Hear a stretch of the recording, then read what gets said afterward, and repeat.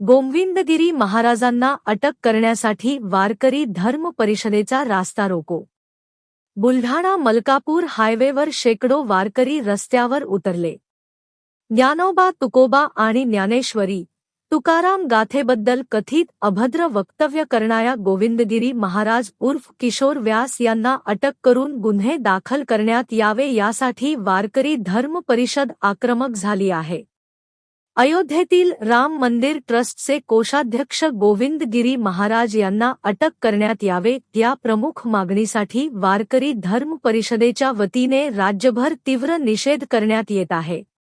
सामाजिक तेढ निर्माण करणे, दंगली घडविण्याचा प्रयास करणे, राष्ट्रसंतांचा अवमान करणे यासह विविध गुन्हे किशोर व्यास यांच्यावर दाखल करावे, अन्यथा महाराष्ट्रात वारकरी धर्म परिषद आणखी तीव्र आक्रमक आंदोलन करेल असा इशारा वारकरी धर्म परिषदेच्या वतीने देण्यात आला आहे।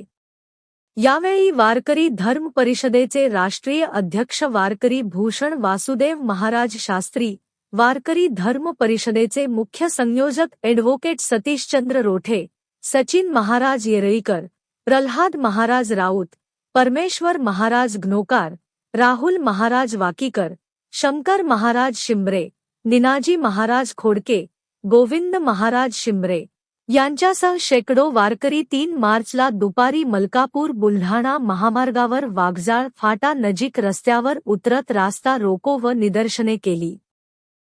पाया हा ज्ञानोबा रायांनी रचला आणि कलशस्थानी तुकोबा विराजमान झाले आणि त्यांनी गाथा लिहिल्या, ग्रंथ लिहिले।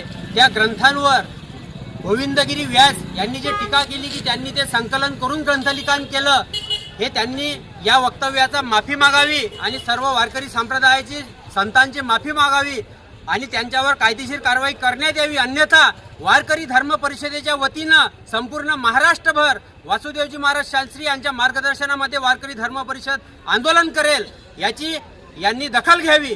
एवढंच बोलतो आणि थांबतो।